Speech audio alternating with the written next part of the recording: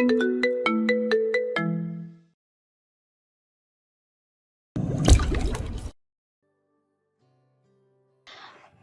সময় কত আপ্যায়ন করে শরবত খাওয়ালাম, মনে নেই? বাইজিদের বুক ধক করে উঠল। সত্যিই তো, মিশরের বাহিনী সহ সবাইকে আসার সময় শরবত খাওয়ানো হয়েছিল, তখন তো কেউ সন্দেহও করেনি। চন্দ্রা বলল, সেই শরবতের সঙ্গে মেশানো ছিল বিশেষ এক ওষুধ। শরীরকে ধীরে ধীরে দুর্বল করে দেয়, শক্তি কমিয়ে দেয়। শরীর দুর্বল থাকলে মারাও যাবে। বাইজিদ চারিদিকে তাকালো। শাহবাদের সৈন্যরা একে একে মাটিতে বসে পড়ছে, কেউ অস্ত্র ধরে রাখতে পারছে না, দাঁড়াতেই পারছে না। চন্দ্রার চোখে বিজয়ী ঝিলিক। হ্যাঁ ভাইজান, যুদ্ধ শুরু হওয়ার আগেই তোমাদের পরাজয়ের ব্যবস্থা করা হয়েছিল আর কি। বাইজিদের চোখ রক্ত চড়ে গেল। সে কোনো রকমে উঠে দাঁড়ানোর চেষ্টা করলো, কিন্তু শরীর আর সাড়া দিচ্ছে না। তার সামনে দাঁড়িয়ে থাকা চন্দ্রাকে তখন যেন দূরের কোনো অবয়ব মনে হচ্ছে। চন্দ্রার কথাটা শুনে মেহেরুন্নেসারও বুক কাঁপছে। নারী এত ভয়ঙ্কর হয়? চন্দ্রা আবিদের সামনে এগিয়ে গিয়ে বলল। আর হ্যাঁ, শাখাকেও বিষ খাইয়ে এসেছি। মেহেরুন্নেসার মুখ ফ্যাকাশে হয়ে গেল। কি বলে? চন্দ্রার ঠোঁটে কুটিল হাসি ফুটল। ঠিকই শুনছো, তোমাদের আদরের শাখা, না মানে তাকে নিয়ে তো আর অঙ্কুর মেনে নেবে না আমায়? মেহেরুন্নেসার চোখে আগুন জ্বলে উঠল। চন্দ্রার কণ্ঠে তীব্র বিদ্বেষ নিয়ে বলল।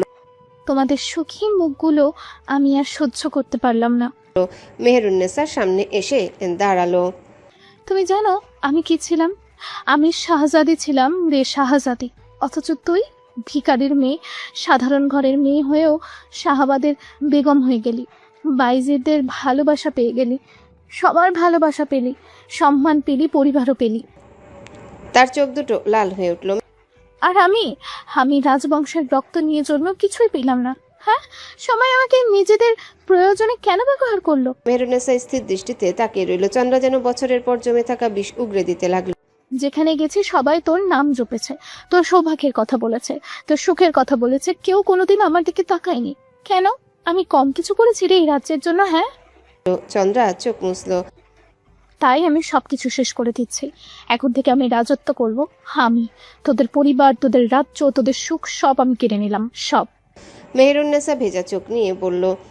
কারো সুখ কেড়ে নিয়ে কেউ সুখী হয় না আপা। চন্দ্রা তিক্ত হেসে উঠল। আমি সুখী হতে আসিনি, আর না তোমাদের সুখী থাকতে দেব। আমি রাজত্ব চাই, রাজত্ব। চারিদিকে আহত সৈন্যদের গোঙানি ধুলোয় আচ্ছন্ন, যুদ্ধক্ষেত্র, দুর্বল হয়ে পড়া শাহবাদের যোদ্ধারা। চন্দ্রা এগিয়ে এলো আবিদের দিকে। বহুদিনের জমে থাকা সত্য, বিশ্বাসঘাতকতার হিংসা নিয়ে মুখোমুখি দাঁড়ালো স্বামী স্ত্রী। আচমকা চন্দ্রা আবিদের উপর ঝাঁপিয়ে পড়ল। সংঘর্ষের মধ্যে দুজনই মাটিতে পড়ে গেল। বায়েজিদ দূর থেকে সব দেখছিল, কিন্তু দুর্বল শরীর নিয়ে এগোতে পারছিল না। চন্দ্রা আবিদের পেট এফোর ওফোর করে তালোয়ার ঢুকিয়ে দিল। চিৎকার দিল সুনেহারা, সাথে মেহেরও। আবিদ ঢলে পড়ল। শেষবারের মতো স্ত্রীর দিকে তাকিয়ে পড়ল। জিতকে জয়ী করতে আমায় দুঃখ দিলে প্রভা, দোয়া করি তোমার জীবনেও দুঃখ আসুক, সুখের ক্ষুধায় হাহাকার করুক তোমার বুক। চন্দ্রা হো হো করে হাসে। আমি সুখে ছিলামই বা কবে? আবিদ মাটিতে নিস্তব্ধ হয়ে পড়ে আছে। তার চোখ ধীরে ধীরে বন্ধ হয়ে এলো। বাজিদের মুখ থেকে কোনো শব্দ বের হয় না আর, যেন পুরো পৃথিবী এক মুহূর্তে থেমে গেছে। সবাই হতবিহ্বল। চন্দ্রার এই রূপ মেনে নিতে পারছে না কেউই। আচমকা আরেক কোপ এসে লাগলো মেহেরুন্নেসার কাঁধ বরাবর। বিশ্বাসঘাতকতাকে পাল বানিয়ে পরাজয়ের নৌকা এসে ভিড়ল শাহবাদের ময়দানে। যুদ্ধক্ষেত্রকে মনে হচ্ছে মৃত্যুর অপেক্ষায় থাকা একটা জনশূন্য প্রান্তর। ধুলোয় আকাশ ধূসর হয়ে গেছে। আহত ঘোড়ার করুণ ডাক, সৈন্যদের কাতর গোঙানিতে গুলিয়ে উঠছে মেহেরুন্নেসার দেহ। নিজেও বিন্দুমাত্র শক্তি পাচ্ছে না। বায়েজিদ এক হাঁটু মাটিতে ঠেকিয়ে বসে আছে, হাতে এখনো তরবারি, কিন্তু তোলার শক্তি নেই। মিরানের অবস্থাও একই। যাহারা নিজের ঘোড়ার কেশর আঁকড়ে ধরে দাঁড়িয়ে থাকার চেষ্টা করছেন, এক এক করে সবাই শক্তিহীন হয়ে পড়ছে। চন্দ্রা আবিদের সামনে এসে বসে পড়ল। কুটিল হাসি টেনে বলল। গর্ভে সন্তান ধরিয়ে দিয়ে আমায় আটকাতে পারবে ভেবেছিলে নায়েব? মনে রেখো, আমি চন্দ্রপ্রভা, আমি পরিত্যক্ত অমানিসা কলঙ্কিনী চাঁদ। আমাকে সম্পর্কের শিকলে বাঁধা অসম্ভব। আমি কেবল এই পরিবারে ঢুকতে এবং ভিনদেশি চিকিৎসকদের রত্নার অজুহাতে এদেশে আনবো বলে অসংখ্য খুন করেছি, কিন্তু শেষ মুহূর্তে তুমি আর মেয়ে, ও দুঃখিত দুঃখিত, সম্রাজ্ঞী, তুমি আর তোমার ওই ভিখারি সম্রাজ্ঞী মিলে আমায় অঙ্কুরের থেকে দূরে করতে চাইলে, ধরে বেঁধে বিয়ে দিয়ে দিলে। আবিদের গাল চেপে ধরে চন্দ্রা। মরার আগে শুনে রাখো নায়েব, চন্দ্রা আজীবন অঙ্কুরে, সে অঙ্কুরেরই থাকবে। আবিদ আহত অবস্থাতেও ফিচেল হাসি টেনে টেনে বলে। কি দারুণ অঙ্ক শেখালে, নিজেকে অন্যর সাথে যোগ করে নিলে, আমাকে বিয়োগ করে ফলাফল শূন্য দেখালে। মেহেরুন্নেসা সইছে না এই দৃশ্য, কষ্ট করে উঠে দাঁড়ালো, শরীরও কাঁপছে, তবুও সে চন্দ্রার সামনে গিয়ে দাঁড়ালো। চন্দ্রা, চন্দ্রা মুখ ঘুরিয়ে তাকালো, মেহেরুন্নেসার গলায় কান্না আটকে আসছে। তোমাকে আর আপা বলতে ইচ্ছে করছে না, সব ভুল আমার। সেদিন যদি ভাইজান তোমায় মেরে ফেলতো তাহলে আর আজ এই দিন দেখতে হতো না শাহাবাদের। ভুল আমারই। কেন বাঁচিয়েছি তোমায়? তোমার মতো বেঈমানকে কেন বাঁচালাম আমি? চন্দ্রার মুখে কোনো ভাবান্তর নেই। মেহেরুন্নেসা আবারও বলল, এদের দিকে তাকাও, দেখো এরা সবাই তোমার পরিচিত মানুষ, তোমার আপন মানুষ। তুমি আমাদেরই একজন, ভুলে গেছো? কিন্তু চন্দ্রার চোখের দৃষ্টি নরম হলো না একটুও, বরং সে বলল, অনেক দেরি হয়ে গেছে মেহেরুন্নেসা। আমি অনেক দিন হলো তোমাদের একজন সেজেছিলাম, কিন্তু তোমাদের ছিলাম না। মেহেরুন্নেসা অসহায়ের মতো তাকিয়ে রইল। আবিদের গোঙানি ক্রমশ কমে আসছে। মেহেরুন্নেসা হাঁটু মুড়ে বসে পড়ল আবিদের সামনে, কাতর কণ্ঠে বলল, আবিদ, আবিদ উঠুন। আবিদ শুনতে পাচ্ছেন? আপনি চোখ বন্ধ করবেন না, খবরদার। আমি নিজেকে ক্ষমা করতে পারবো না। আপনাকে আমি বিবাহ দিয়েছি এই ঘাতকিনীর সাথে। আপনি হার মানবেন না আবিদ, উঠুন। উন্মাদের মতো চিৎকার করে ডাকতে থাকে মেহেরুন্নেসা।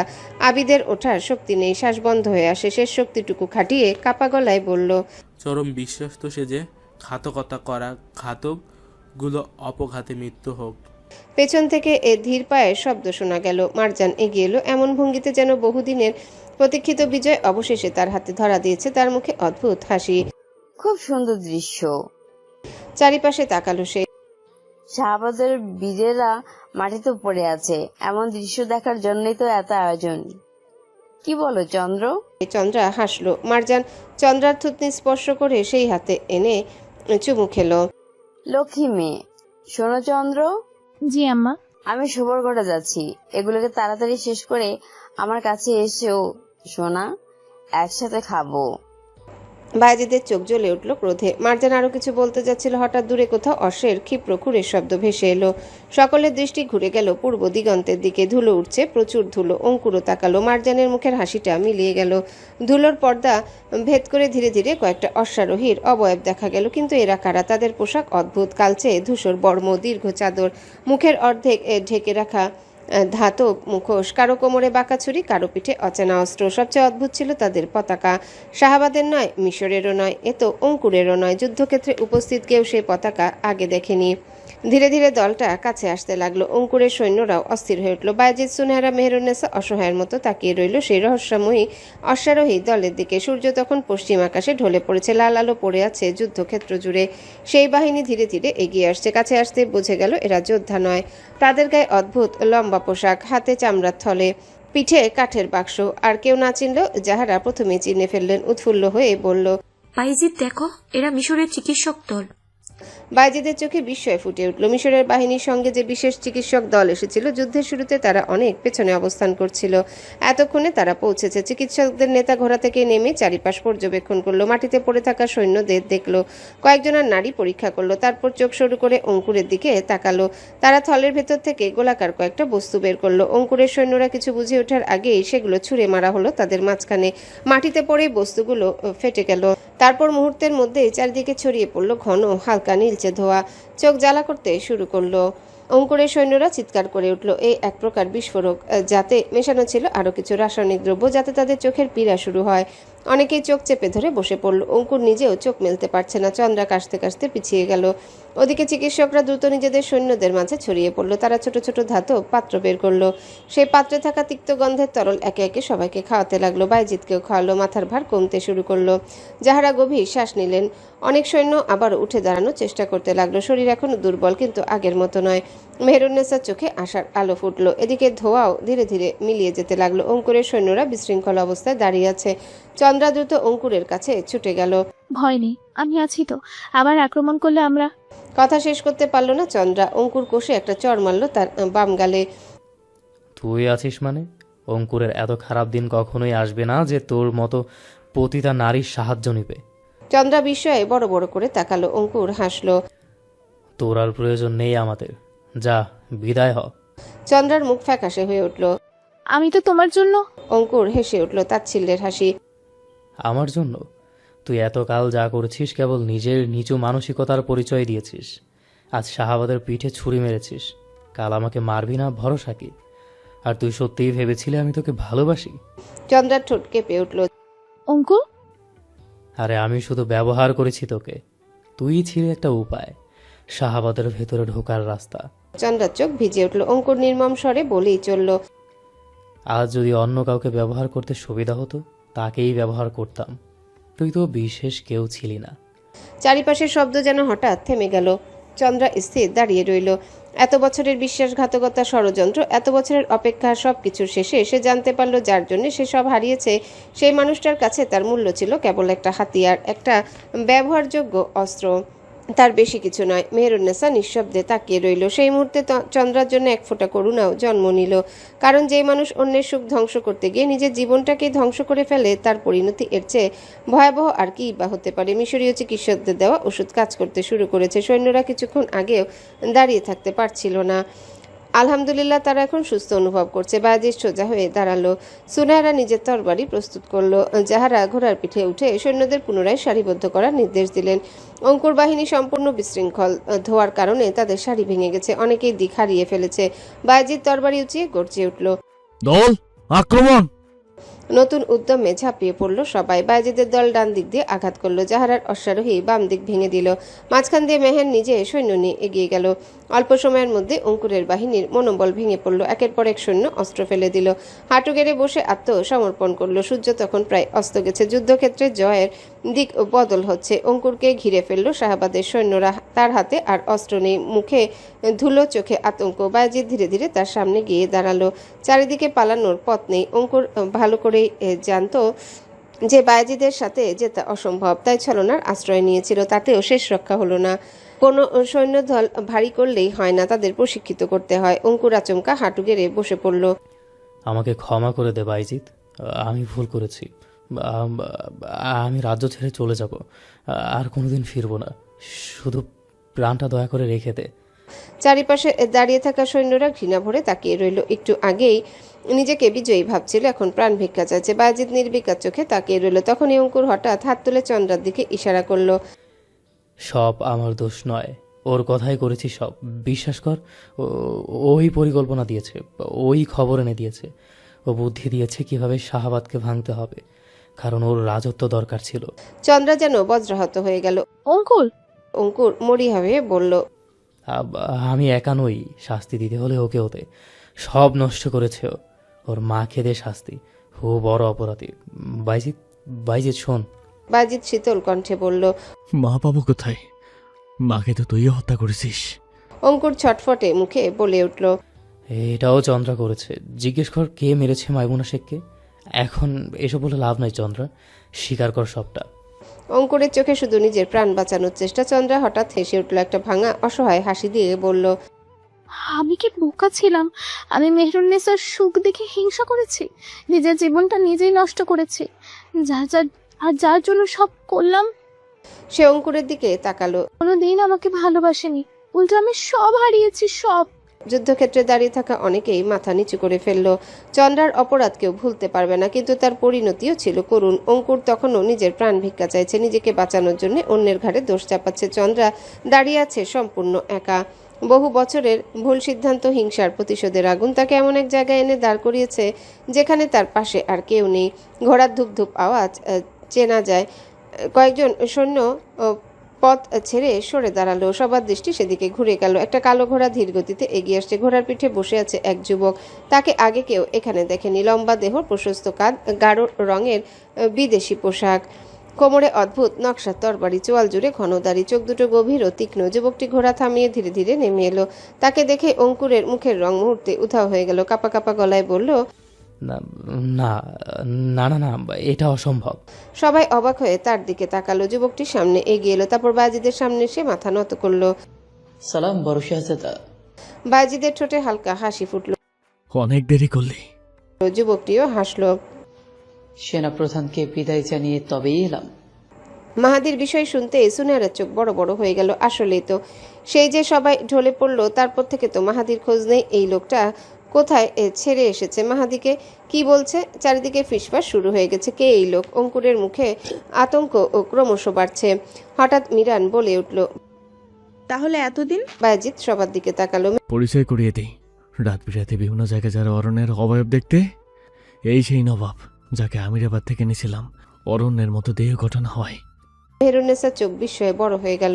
মিরানেরও যেন কথা হারিয়ে গেছে। বায়েজিদ শান্ত কণ্ঠে বলতে লাগলো, জাহাজে যে অরণ্যকে দেখেছিলি, রাতের অন্ধকারে যে চন্দ্রার সামনে এসেছিল দুর্গের আশেপাশে, সে ছায়ার মতো ঘুরে বেড়াতো, সব জায়গায় ছিল এই মানুষটা। চন্দ্রা হতভম্ব হয়ে তাকিয়ে রইল। যুবকটা এবার নিজের মুখের একাংশে থাকা চামড়ার আবরণ খুলল। আমার নাম আরসালান। পশ্চিমে সমুদ্র তীরের রাজ্য আমিরাবাদ থেকে এসেছে। বহু বছর আগে শাহজাদা বাইজিদের সঙ্গে পরিচয় হয়েছিল। সে অঙ্কুরের দিকে তাকালো। তারপর তিনি আমাকে একটা দায়িত্ব দিয়েছিলেন। সকলের কথা বলার ব্যস্ততার মধ্যেই অঙ্কুর ঘটিয়ে ফেলল একটা বড়সড় অঘটন। মাটিতে পড়ে থাকা তালোয়ার তুলে মারতে গেল জাহারাকে, কিন্তু সামনে এসে দাঁড়ালো মিরান।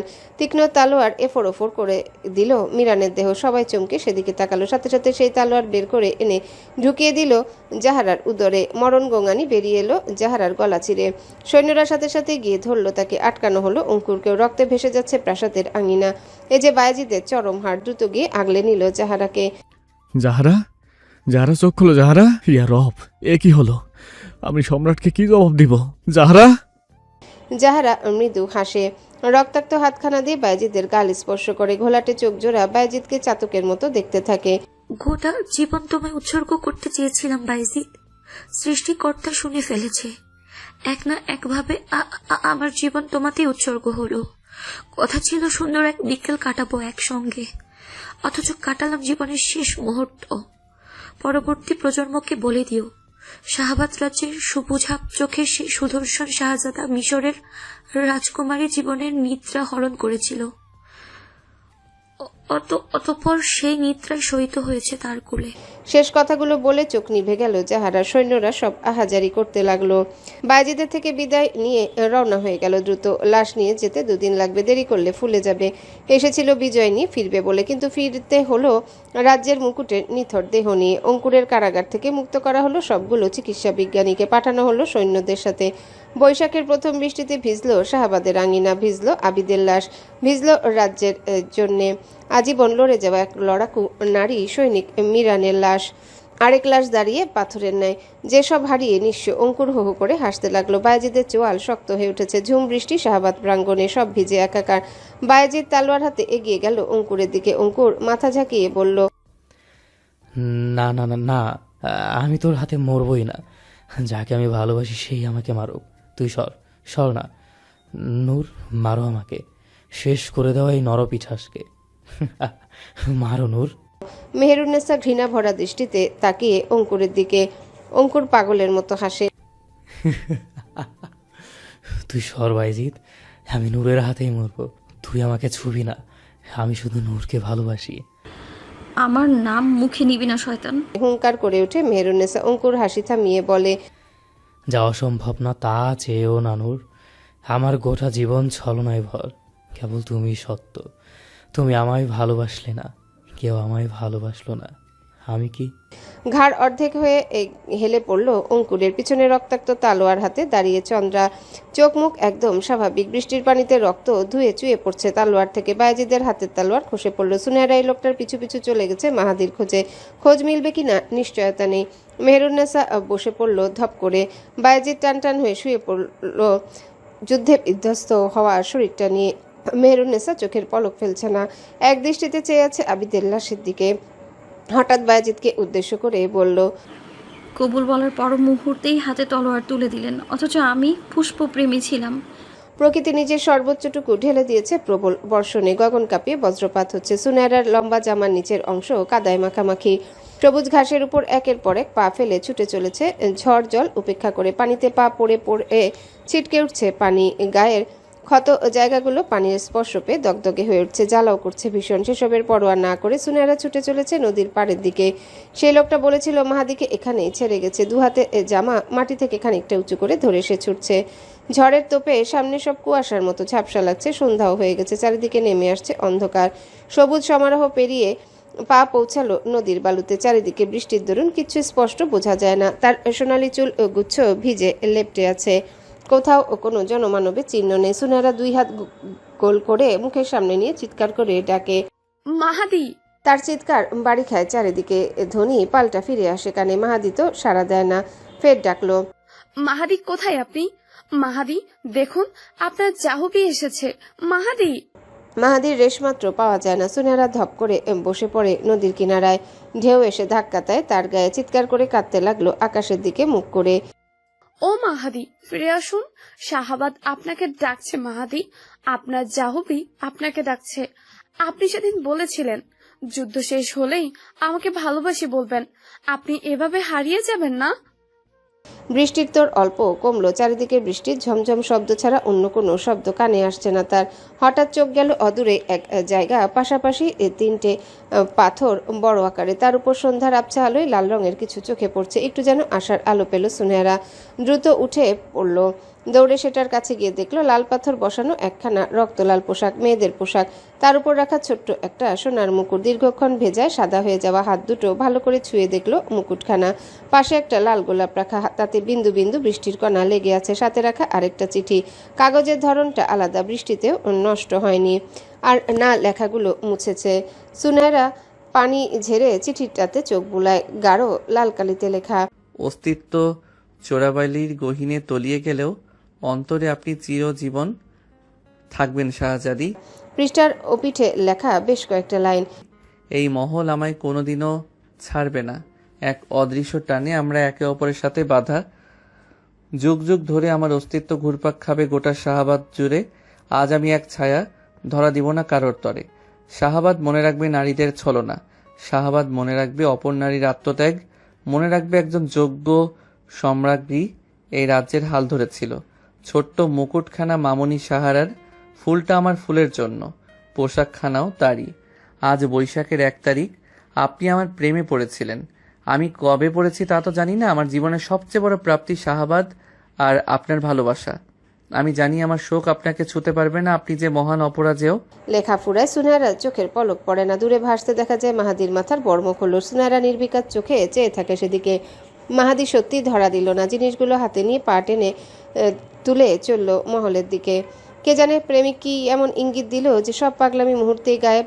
যুদ্ধ শেষ হয়েছে, তাও বেশ সময় হলো। শাহাবাদের মাটিতে বিজয়ের আনন্দের চেয়ে শোকই বেশি ভারী হয়ে নেমে এসেছে। সূর্য ডুবে গেছে, পশ্চিম আকাশে রক্তিম আভাটুকু মিলিয়ে যাচ্ছে। আহতদের সেবা করছে হেকিমরা, সৈন্যরা নিহতদের দেহ একত্র করছে। সুনেহারা নদীর পাড় থেকে ফিরে আসলো। সারাটা পথ যেন যন্ত্রের মতো হেঁটেছে। হাতে মাহাদির রেখে যাওয়া জিনিসগুলো। ফুলটা পোশাকে মুড়িয়ে নিল। এমন অবস্থায় ফুল হাতে ঢোকা যে বেমানান। যুদ্ধক্ষেত্রের কাছে সে আচমকায় তার পা থেমে গেল। কয়েকজন সৈন্য মাথা নিচু করে দাঁড়িয়ে আছে, মাঝখানে সাদা কাপড়ে ঢাকা একটা দেহ। কি এক অজানা আশঙ্কায় বুক কেঁপে উঠল সুনেহারা। ধীরে ধীরে এগিয়ে গেল সে। একজন সৈন্য কাপড়টা সরিয়ে দিল। পর মুহূর্তে সুনেহারা এক চিৎকার দিয়ে বসে পড়ল লাশের সামনে। মিরান, মিরান, এই মীরা! কাপা হাতে ছুঁয়ে দিল তার মুখ, ঠান্ডা, একদম ঠান্ডা। ওঠ, ওঠ না, এই মীরা, ওঠ না। এই, তুই অসময়ে কি করে যাস মিরান? এই মিরান! তার চোখ বেয়ে টপ টপ করে পানি পড়তে লাগলো। তুই তো বলেছিলি যুদ্ধ শেষ হলে আমাকে আবার জ্বালাবি। বলেছিলি বুড়ি হয়ে গেলেও আমার পেছনে লাগবি। এখন চুপ করে আছিস কেন? আমার বিয়েতে কান্না করবি না তুই? এই মীরা, মীরা! মিরান কোনো জবাব দিল না। সুনেহারা হঠাৎ ঝুঁকে পড়ে তাকে জড়িয়ে ধরল। তুই ওঠ, ওঠ বলছি। তুই নিজের গোটা জীবন শাহাবাদের জন্য উৎসর্গ করেছিস। আজ বিজয় এসেছে, তুই কি করে চলে যাস? দাঁড়িয়ে থাকা সৈন্যদেরও চোখ ভিজে উঠল। সুনেহারা শিশুর মতো কাঁদতে লাগলো। তার কান্নার শব্দ নিস্তব্ধতায় আরো করুণ শোনাচ্ছিল। অনেকক্ষণ পর কয়েকজন নারী সৈন্য এসে তাকে সরালো। মিরানের দেহ নিয়ে যাওয়া হলো। সুনেহারা দাঁড়িয়ে রইল, চোখ দুটো ফুলে গেছে। তখনই তার দৃষ্টি গিয়ে থামলো আরেকটা দেহের উপর, সাদা কাপড়ে ঢাকা, মুখটা খোলা। সুনেহারার বুকের ভিতরটা আবারও মোচড় দিয়ে উঠল। ধীরে ধীরে এগিয়ে গেল সে। আবিদের মুখটা অদ্ভুত শান্ত, মনে হচ্ছে ঘুমিয়ে আছে। সুনেহারা চুপ করে দাঁড়িয়ে রইল। তারপর ধীরে ধীরে বসে পড়ল পাশে। কত বছর ধরে মানুষটাকে চেনে সে মনে করতে পারল না। তবে একটা জিনিস সে জানতো, যা কখনোই আবিদকে বুঝতে দেয়নি। আবিদ তাকে ভালোবাসতো, কখনো মুখ ফুটে বলেনি, কখনো নিজের সীমা ছাড়ায়নি, কখনো তাকে অস্বস্তিতেও ফেলেনি। সুনেহারা সব বুঝতো, সব, কিন্তু সে কখনো বুঝতে দেয়নি যে সে বুঝে গেছে। কারণ তার মনটা অনেক আগেই মাহাদির কাছে হারিয়ে বসেছিল। সেই জায়গায় আর কাউকে বসানোর কথা সে কোনোদিনও ভাবেনি। আজ মৃত আবিদের মুখের দিকে তাকিয়ে হঠাৎ বুকের ভিতর কেমন একটা অপরাধবোধ জেগে উঠল। ধীরে ধীরে তার কপালের কাছে হাত রাখলো সুনেহারা। আপনি খুব ভালো মানুষ ছিলেন নায়েব মশাই, অথচ আপনার নিয়তি এমন করুণ হলো।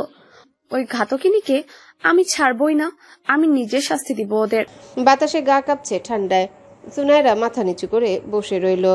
ভালোবাসা সব সময় পাওয়া যায় না, আর সব ভালোবাসার গল্প পূর্ণতা পায় না। কিছু কিছু মানুষ সারা জীবন নীরবে ভালোবেসে যায়, কোনো দাবি ছাড়াই, কোনো প্রতিদান ছাড়াই। তারপর একদিন চলে যায়, আর পেছনে ফেলে রেখে যায় শুধু একটা দীর্ঘশ্বাস, একটা অপূর্ণতার বেদনা, এক জীবনের আফসোস। মেহেরুন্নেসার বাইজিদ গেছে মেয়েদের আনতে। ঘোড়া এসে থামলো তখন। শাখাকে সুস্থ দেখে স্বস্তির নিঃশ্বাস ফেলল সুনেহরা। শাখা ঘোড়া থেকে নেমেই দেখলো বাবার খাটিয়া। কাঁদতে কাঁদতে গিয়ে আঁকড়ে ধরলো খাটিয়ার লোহা। ছোট্ট হাতে বাবার মুখটা আগলে নিয়ে কাঁদতে লাগলো। ও বাবা, তুই কথা বলছো না কেন বাবা? ও বাবা, ওঠো না। আম্মা, আম্মা, বড় আম্মা কোথায়? আমার বাবা কথা বলছে না কেন? বাইজিদ শাখাকে করে নিল জান্নাত কাছে। বাচ্চাদের এখানে না রাখাই ভালো। নিয়ে গেল তাদের। রাত অনেক গড়িয়ে গেছে। শাহবাদ প্রাসাদের কারাগার আজ আবারও পূর্ণ। অঙ্কুরের পরাস্ত বাহিনীর কিছু অংশ আর কয়েকটা বিশ্বাসঘাতক। মারজানকে রাখা হয়েছে সবচেয়ে ভেতরের শেলটায়।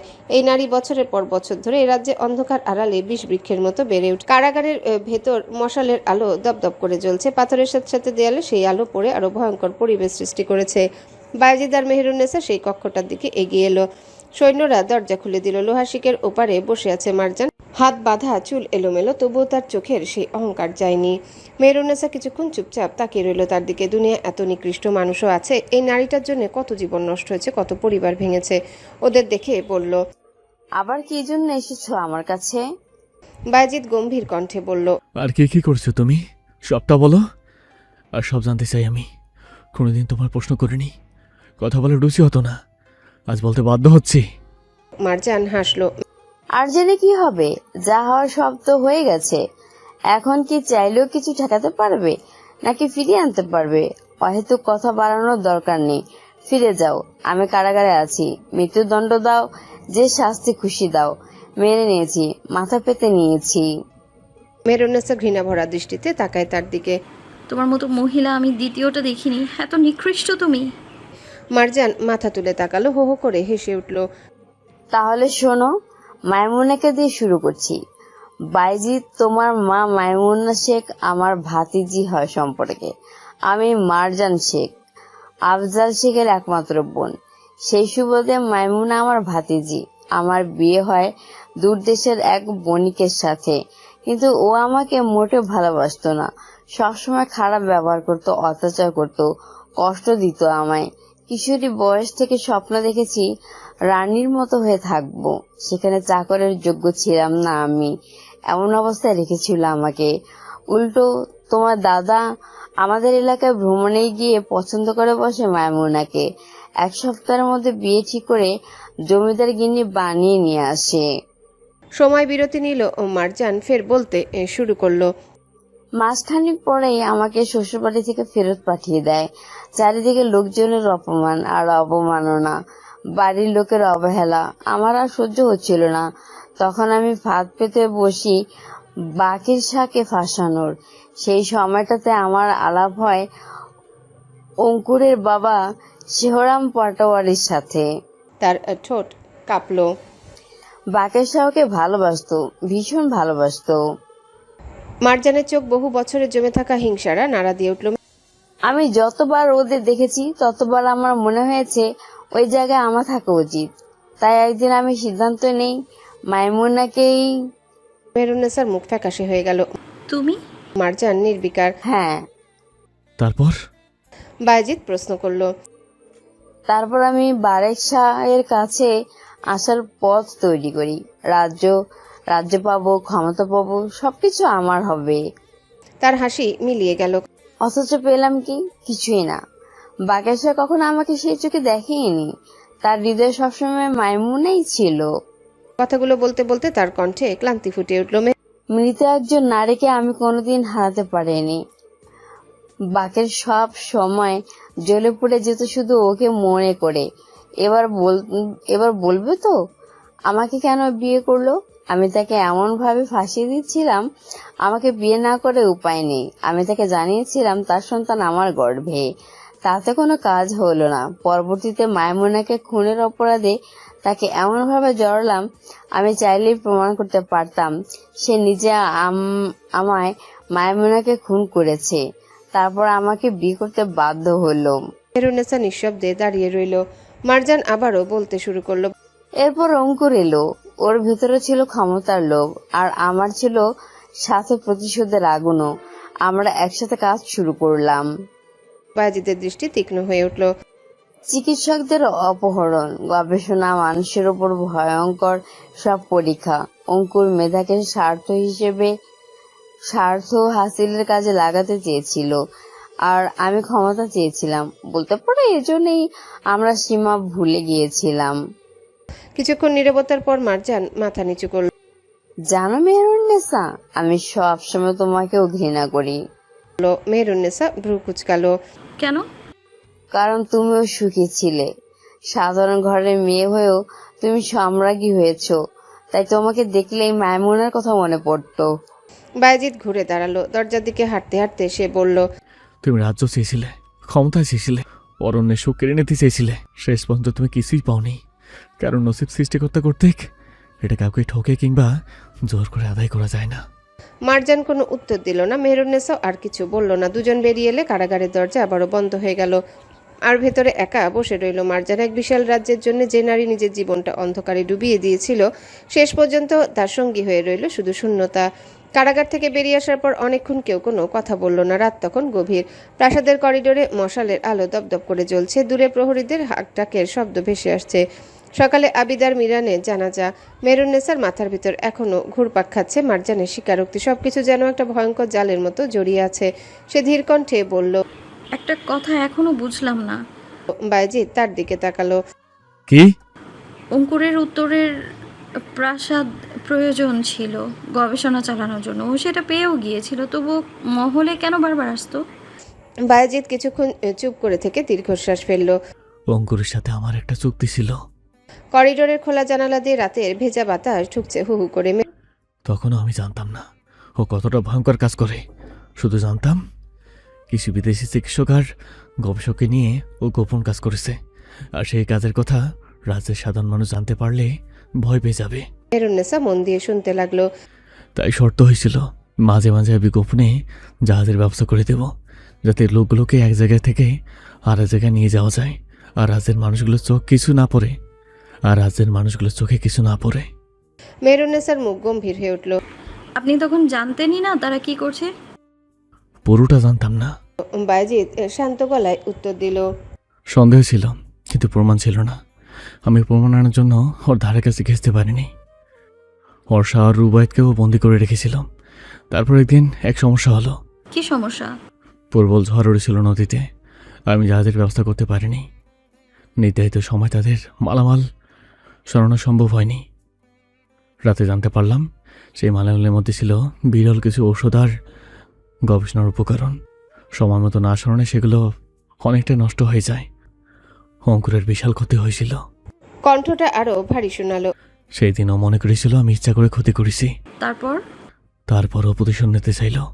মেহরুন্নেসা চুপ করে শুনছে। বায়েজিদ দূরের অন্ধকারের দিকে তাকিয়ে বলল, এক রাতে আমাকে হত্যা করার উদ্দেশ্যে এসেছিল নিজেই, সঙ্গে ছিল না কেউ। মেহরুন্নেসার বুক ধক করে উঠল। তারপর বায়েজিদ এবার সরাসরি মেহরুন্নেসার দিকে তাকালো, চোখে ক্রোধ। সেদিন আমি মহলে ছিলাম না, বিদেশি বণিকদের সাথে সাক্ষাতের জন্য রওনা হয়েছিলাম রাতেই। ও আমাকে মারতে এসে তোমাকে দেখেছিল। মেহরুন্নেসা ভ্রু কুচকে ফেলল। আমাকে? হ্যাঁ, দুদিন পর ও আমার কাছে তোমাকে চেয়ে বসে। মেহরুন্নেসা অস্বস্তিতে মুখ ফিরিয়ে নিল। বায়েজিদ বলল, আমাকে হত্যা করার ইচ্ছা তখনও ছিল, কিন্তু তোমাকে পাওয়ার ইচ্ছাটা তার চেয়ে বড় হয়ে উঠেছিল। এরপর থেকে সে তোমাকে নিয়ে আসন্ন হয়ে পড়ে, তোমাকে পাওয়ার জন্য, তোমাকে নিজের করার জন্য, বারবার রাস্তা থেকে মহলে। তার কণ্ঠে ঘৃণার ছাপ স্পষ্ট হয়ে উঠল। মেহরুন্নেসা জড়সড় হয়ে বায়েজিদের পাশে বসে পড়ল। শেহজাদা, আমি একটা ভুল করে ফেলেছি। আমি দৌড়ে এলো একজন প্রহরী। হাঁপাতে হাঁপাতে বলল, জাপনা বন্দি চন্দ্রপ্রভা উদ্যানের মতো আচরণ করছে, নিজের মাথা নিজেই ঢুকছে দেয়ালে। প্রহরীটা দ্রুত প্রায় করিডোর পেরিয়ে এসে মাথা নত করল। শাহজাদা। বায়েজিদ তাকালো। কি হয়েছে? প্রহরীর মুখে অস্বস্তি। ভয়ে ভয়ে বলল, বন্দি চন্দ্রপ্রভা অস্বাভাবিক আচরণ করছেন, চিৎকার করছেন, নিজের মাথায় দেয়ালে ঢুকছেন, হাসছেন, কাঁদছেন, কি সব বলছে। বারবার বলছেন অন্য স্যার তাকে ডাকছে। মেহরুন্নেসার বায়েজিদ দুজনেই মুখ চাওয়াচাই করলো। বায়েজিদ ঠান্ডা গলায় বলল, কারাগারের দরজা বন্ধ রাখো, এসব নিয়ে হলুস্থুলুস বাঁধাবে না, পাতা দেওয়ার দরকার নেই। জি শাহজাদা। পাহারা দ্বিগুণ করো, কেউ তার কাছে যাবে না। প্রহরী ইতস্তত করল। যদি বায়েজিদ তাকে থামিয়ে দিল। সকাল পর্যন্ত অপেক্ষা করো, সকালে দেখা যাবে। প্রহরী মাথা নত করে চলে গেল। মেহেরুন্নেসা জানালার বাইরে তাকিয়ে রইল। রাতের আকাশ পরিষ্কার, অসংখ্য তারা ঝিকমিক করছে। বায়েজিদ মেহেরুন্নেসার কাঁধে থুতনি ঠেকিয়ে বলল, মানুষের কর্মফল মানুষকে ভোগ করতে হয়। মেহেরুন্নেসা কোনো উত্তর দিল না। চন্দ্রার জন্য তার মায়া হচ্ছে না, আবার পুরোপুরি ঘৃণাও করতে পারছে না। শেষ পর্যন্ত মেয়েটা নিজের জীবনটা নিজেই ধ্বংস করেছে। কিছুক্ষণ পর তারা নিজেদের কক্ষে ফিরে এলো। জান্নাত, সাহারা, শাখা তিনজনই তখন ঘুমিয়ে। সারাদিনের ভয় আর ক্লান্তিতে বাচ্চাগুলো একেবারে অবসন্ন। সাহারা ঘুমের মধ্যেও মেহেরুন্নেসার ওন্না আঁকড়ে ধরে আছে। মেহেরুন্নেসার বুকটা ভারী হয়ে গেল। মেয়েটার মাথায় হাত বুলিয়ে দিল। বায়েজিদ একে একে তিনজনের গায়ে চাদর টেনে দিল। তারপর জান্নাতের কপালে চুমু খেলো। যুদ্ধের ময়দানে হাজারো সৈন্যের সামনে যে মানুষটা পাথরের মতো কঠিন হয়ে দাঁড়ায়, সে মানুষটার চোখে তিনটা মেয়ের জন্য কত কোমলতা। মেহেরুন্নেসা চুপচাপ দাঁড়িয়ে দেখলো। অল্প সময়ের মধ্যেই তিনটি শিশুর মাঝখানে শুয়ে পড়ল বায়েজিদ। সারাদিনের যুদ্ধ, কয়েক রাতের নির্ঘুম ক্লান্তি। চোখ বন্ধ হতে ঘুম তাকে গ্রাস করে ফেললো। কক্ষে প্রদীপের ক্ষীণ আলো জ্বলছে। মেহেরুন্নেসা অনেকক্ষণ চুপ করে বসে রইল। তারপর আলগোছে শুয়ে পড়ল মেয়েদের পাশে। রাত তখন মধ্য। ঘুম ভাঙল মেহেরুন্নেসার। কক্ষে আলো বলতে ছোট দুইটা প্রদীপ। ফের ঘুমানোর চেষ্টা করার আগে মেয়েদের দিকে তাকালো, কিন্তু বায়েজিদ নেই বিছানায়। মেহেরুন্নেসা চট করে উঠে বসে। গোটা কক্ষে কোথাও দেখা যায় না বায়েজিদকে। তাহলে সে যা সন্দেহ করেছে তা ঠিক না তো? মেহেরুন্নেসা নিঃশব্দে দরজার দিকে এগিয়ে গেল। দরজা খুলে বাইরে বেরিয়ে এলো। রাত আরো গভীর হয়েছে। প্রাসাদের অধিকাংশ প্রদীপ নিভে গেছে। দূরে পাহারারত সৈন্যদের ছায়া দেখা যাচ্ছে। মেহেরুন্নেসা কাউকে কিছু না বলে আস্তাবলের দিকে হাঁটলো। আস্তাবলে ঢুকতে একটা বাদামি ঘোড়া মাথা তুলে তাকালো। বসে আলতো করে ঘোড়াটার গলা চাপড়ে দিল। তারপর নিজেই জিন কষে নিল। একজন ঘুম জড়ানো প্রহরী অবাক হয়ে বলল, বেগম সাহেবা। মেহেরুন্নেসা শুধু বলল, দরজা খুলো। প্রহরী দ্বিধায় পড়লেও আদেশ মানল। ভারী ফটক ধীরে ধীরে খুলে গেল। পর মুহূর্তে ঘোড়ার পিঠে চড়ে বসলো মেহেরুন্নেসা। চাঁদের আলোয় ভেসে থাকা শাহবাদের রাস্তায় ঘোড়াটা ছুটে চলল। কোথায় যাচ্ছে সে? সেটা শুধু মেহেরুন্নেসাই জানে। তার মনে জেগে ওঠা অদ্ভুত প্রশ্নটার উত্তর আজ রাতেই তাকে খুঁজে বের করতে হবে। রাত তখন অনেক গভীর। মশালা দূরের পাহারার শব্দ জানান দিচ্ছে যে রাজ্য এখনো যে। বায়েজিদ যেন কিছু একটা লুকিয়েছে, অনেক বড় কিছু। এই অনুভূতিটা তাকে ছাড়ছে না। ঘোড়ার লাগাম শক্ত করে ধরে সে জঙ্গলের পথ ধরল। রাতের জঙ্গল দিনের চেয়ে সম্পূর্ণ আলাদা। উঁচু উঁচু গাছের ছায়া, মাটিতে অদ্ভুত সব আকৃতি এঁকে রেখেছে। ঝিঝি পোকার ডাক, দূরে কোনো বন্যপ্রাণীর গর্জন, আর মাঝে মধ্যে শুকনো পাতার উপর ঘোড়ার খুরের শব্দ। মেহেরুন্নেসার গা ছমছম করছিল, তবুও সে থামল না। একসময় উত্তরে সে পরিত্যক্ত প্রাসাদটা চোখে পড়ল। চাঁদের আলোয় বিশাল অট্টালিকাটাকে যেন আরো রহস্যময় লাগছে। প্রাসাদের দেয়াল জুড়ে লতাপাতা, অনেক জানালা ভাঙা, কোথাও কোথাও ছাদ ধসে পড়েছে। মেহেরুন্নেসা ঘোড়াটা বাইরে বেঁধে ভেতরে ঢুকলো। দরজা ঠেলতেই কর্কশ শব্দ হলো। মনে হলো বহু বছর কেউ এখানে প্রবেশ করেনি। ভেতরে ধুলার আস্তরণ, মাকড়াসার জাল, পুরনো আসবাব। প্রদীপ জ্বালিয়ে ধীরে ধীরে এগুতে লাগলো সে। একটার পর একটা ঘর দেখতে লাগলো। হঠাৎ একটা দেয়ালে চোখ আটকে গেল। সেখানে ঝুলছে একটা বিশাল প্রতিকৃতি। অরণ্য শাহ। মেহেরুন্নেসা কিছুক্ষণ স্থির হয়ে দাঁড়িয়ে রইল। ছবির মানুষটার চোখ যেন জীবন্ত। সেই চোখে অদ্ভুত এক বিষণ্ণতা। মেহেরুন্নেসার বুকের ভিতর কেমন একটা অনুভূতি জেগে উঠল। সে আরো এগিয়ে গেল। প্রাসাদের একেবারে ভেতরের দিকে ছোট্ট একটা কক্ষ। কক্ষটা অন্যগুলোর মতো নয়। মনে হচ্ছে কেউ এখানে কখনো আসতো। এক কোণে একটা পুরনো কাঠের সিন্দুক। মেহেরুন্নেসা ধীরে ধীরে ঢাকনাটা তুলল। ভেতরে কয়েকটা পুরনো দলিল, কিছু শুকিয়ে যাওয়া ফুল, আর একটা কাপড়ে মোড়ানো বস্তু। কৌতূহলী হয়ে কাপড়টা সরাতেই তার চোখ বিস্ময়ে বড় হয়ে গেল। একটা আঁকা ছবি, কিন্তু এটা কোনো রাজকীয় প্রতিকৃতি নয়। এটা যেন তাড়াহুড়ো করে একজন যুবক দাঁড়িয়ে আছে নদীর ধারে, মুখে দাড়ি, চোখে তীক্ষ্ণ দৃষ্টি। মেহেরুন্নেসার হাত কেঁপে উঠল। ছবিটা অবিকল সেই লোকটার মতো যে নিজেকে অরণ্য শাহ বলে পরিচয় দিয়েছিল। আরও অদ্ভুত ব্যাপার, ছবির নিচে খুব ছোট করে কিছু লেখা, কিন্তু সময়ের সঙ্গে সঙ্গে লেখাগুলো প্রায় মুছে গেছে। মেহেরুন্নেসা দেরি করলো না। ছবিটা কাপড়ে মুড়ে নিজের কাছে রাখলো। তার মনে হচ্ছিল এই ছবির মধ্যে হয়তো কোনো উত্তর লুকিয়ে আছে। ঠিক তখনই দূর থেকে ভেসে এলো মানুষের কণ্ঠস্বর। মেহেরুন্নেসা মুহূর্তে সজাগ হয়ে উঠল। এত রাতে এখানে কে? কণ্ঠগুলো ক্রমশ কাছে আসছে। একজন নয়, কয়েকজন। সে দ্রুত প্রদীপ নিভিয়ে দিল। তারপর ঘরের পাশের ভাঙা দেয়ালের আড়ালে লুকিয়ে পড়ল। পায়ের শব্দ শোনা যাচ্ছে। ধীরে ধীরে কয়েকটা মশালের আলো করিডোরে ভেসে উঠল। 4 জন লোক, সবাই কালো চাদরে মোড়া। তাদের একজন বলল, আজও যদি না পাওয়া যায় তাহলে খবর পাঠাতে হবে। আরেকজন ফিসফিস করে উত্তর দিল, ধৈর্য ধরো, এত বছর অপেক্ষা করেছি, আর কয়েকদিনও পারবো। মেহেরুন্নেসার বুক ধরফর করতে লাগলো। লোকগুলো সেই ঘরের দিকে এগিয়ে আসছে। একজন মশাল উঁচু করলো, তারপর বলল, কতগুলো লাশ বের হবে রে? 4 জনে নিতে পারবো তো? আড়ালে দাঁড়িয়ে থাকা মেহেরুন্নেসার নিঃশ্বাস আটকে গেল। লোকগুলোর নেতা কয়েক মুহূর্ত চুপ করে থেকে ধীরে ধীরে বলল, চল দেখি, না হয় আরেকবার আসতে হবে। দুইবারে নিতে হবে। চাঁদের আলো ভাঙা জানালা দিয়ে ঘরে ঢুকছে। মেহরুন্নেসার বুকের ভেতরটা ধুকপুক করতে লাগলো। লোকগুলো চলে যাওয়ার জন্য ঘুরতেই সে নিজেকে আরো ভালো করে আড়াল করে নিল। অপেক্ষা করলো অল্প সময়, তারপর নিঃশব্দে তাদের পিছু নিল। উত্তর প্রাসাদের পেছন একটা সরু পথ আছে, দিনের আলোতেও যেখানে খুব কম মানুষ যায়। রাতের অন্ধকারে পথটা আরো ভয়ঙ্কর লাগছে। 4 জন লোকের হাতে মশাল, তাদের পেছনে আরো কয়েকজন যোগ দিয়েছে। মেহরুন্নেসা দূরত্ব বজায় রেখে এগিয়ে চলল, একবারও সাহস করলো না খুব কাছে যেতে। কিছু দূর গিয়ে তার চোখ বিস্ময়ে বড় হয়ে গেল। জঙ্গলের গভীরে ঝোপঝাড়ের আড়ালে সারি সারি পাথরের কবরের মতো কিছু দেখা যাচ্ছে। লোকগুলো সেদিকেই যাচ্ছে। একজন নিচু হয়ে মাটি সরাতে লাগলো, আরেকজন ভারী একটা ঢাকনা তুললো। মেহরুন্নেসার গা কাটা দিয়ে উঠল। ওগুলো কবর নয়, মাটির নিচে লুকানো ছিল লাশ। একের পর এক মৃতদেহ বের করতে লাগলো তারা। কোনোটা বহুদিনের পুরানো, কোনোটা তুলনামূলক নতুন। সাদা কাপড়ে মোড়ানো দেহগুলো কাঁধে তুলে নিয়ে আবারও হাঁটা শুরু করলো লোকগুলো। মেহরুন্নেসা স্তব্ধ, মাথার ভিতরে হাজারো প্রশ্ন। এত লাশ কার? এগুলো এখানে লুকিয়ে রাখা হয়েছিল কেন? আর এখন হঠাৎ সরানো হচ্ছে কেন? ভয় আর কৌতূহল তাকে আরও সামনে টেনে নিয়ে গেল। জঙ্গল শেষ হতে না হতেই দূরে নদীর গর্জন শোনা গেল। লোকগুলোর পিছনে মেহরুন্নেসাও। নদীর ঘাটে দাঁড়িয়ে আছে এক বিশাল জাহাজ। চাঁদের আলোয় কালো অবয়বটা যেন অন্ধকারেরই অংশ। মেহরুন্নেসা জাহাজটাকে চিনতে পারল। এই জাহাজ, এই অদ্ভুত জাহাজটাই তো সে বহু বছর আগে দেখেছিল, যে জাহাজে সব দলিলপত্র পেয়েছিল, বন্দি চিকিৎসকদের দেখেছিল। তার বুকে ধুকপুকানি আরো বেড়ে গেল। লোকগুলো একে একে লাশগুলো জাহাজে তুলতে লাগলো। কেউ কোনো কথা বলছে না, সবকিছু হচ্ছে নিঃশব্দে। ঠিক তখনই জাহাজের উপর একটা অবয়ব দেখা গেল। মেহরুন্নেসা চোখ কুচকে তাকালো, বুকের ভেতরটা কেঁপে উঠল। যে যুবককে বায়েজিদ সবার সামনে পরিচয় করিয়ে দিয়েছিল, অরণ্যের ছদ্মবেশে এতদিন ঘুরিয়ে বেরিয়েছে সেই যুবক।